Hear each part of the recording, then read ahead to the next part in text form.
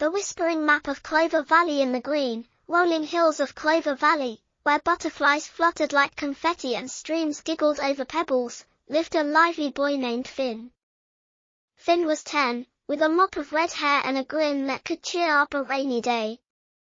He loved adventures, especially with his best friend, a chatty squirrel named Nutmeg, who always carried a tiny acorn like a lucky charm. One breezy morning, while chasing a shiny beetle through the meadow, Finn tripped over a gnarled tree root and landed beside a dusty, rolled-up parchment half buried in the dirt. It was a map, old and crinkly, with swirling lines and a glowing star marking a spot called the Hidden Grove. When Finn touched it, the map whispered, "Find the treasure of light, brave one." Finn's eyes sparkled. "Nutmeg, we're going on a quest," he shouted, waving the map. Nutmeg squeaked, "A treasure? I'm in." Finn ran home, grabbed his backpack, and packed a cheese sandwich, a water bottle, and a rope, just in case. The map's whispers guided them past the windy bridge, where the river sang, and through the tall grass maze, where crickets cheered them on. Finn held the map tightly, its soft glow lighting their way. Nutmeg scampered ahead, chattering, "Hurry, Finn, the treasure's waiting." Soon, they reached a dark forest where the trees stood close, their branches like grumpy arms. The map whispered, "Be kind to the forest." Finn noticed a sad bluebird stuck in a thorny bush. "Don't worry," he said, gently freeing its wing.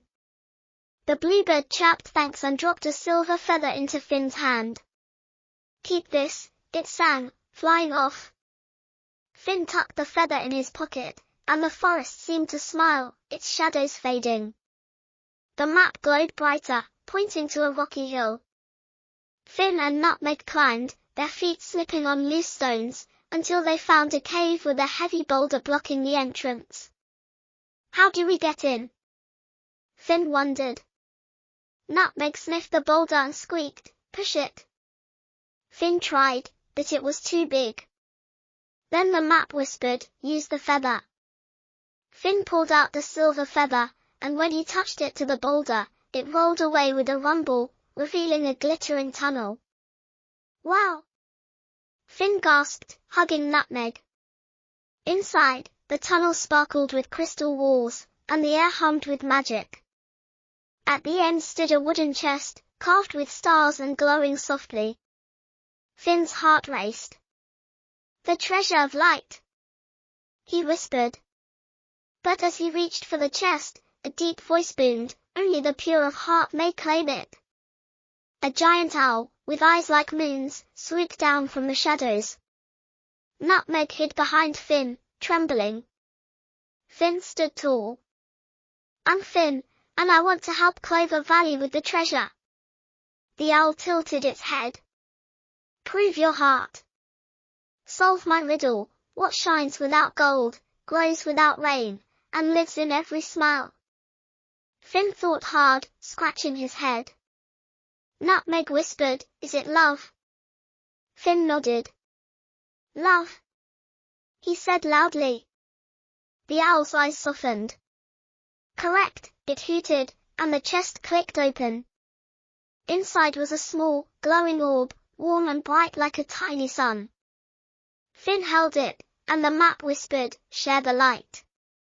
Finn smiled. "Let's take it to the valley," he said. But as they left the cave, a greedy fox named Sly appeared, his tail twitching. "Give me that orb," he snarled, blocking their path. Finn clutched the orb tightly. "It's for everyone," he said. Sly lunged, but Nutmeg threw her acorn, hitting Sly's nose. "Ouch!" Sly yowled, stumbling. Finn and Nutmeg ran, the orb's light guiding them through the forest. Sly chased them, but the bluebird from before swooped down, flapping in Sly's face until he gave up and slunk away. "Thanks, bluebird," Finn called, panting. Back in Clover Valley, Finn climbed the highest hill, where the whole town could see.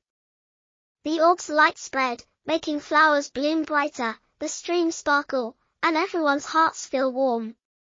The townsfolk gathered, clapping and laughing. "Finn, you're a hero!" they cheered. Finn blushed, holding up the map, which now showed a happy face instead of a star. "Nutmeg and the map helped," he said. His mom hugged him, and his dad ruffled his hair. That night, the valley glowed under the stars, and Finn told stories of the cave and the owl to the other kids. The orb sat in the town square, shining softly, and Clover Valley became known as the brightest place around. But the next morning, the map was gone, leaving only the silver feather on Finn's table. Nutmeg squeaked, "It's off to find another hero." Finn laughed, tying the feather in his hair. He and Nutmeg played in the meadow, knowing their adventure had changed the valley forever. Sly, now less greedy, even joined them sometimes, sharing apples he found. Finn learned that treasures weren't just shiny things, they were the kindness and courage you shared with friends. And so, Clover Valley stayed joyful, lit by the orb and the memory of a boy, a squirrel, and a whispering map that led them to light. The end.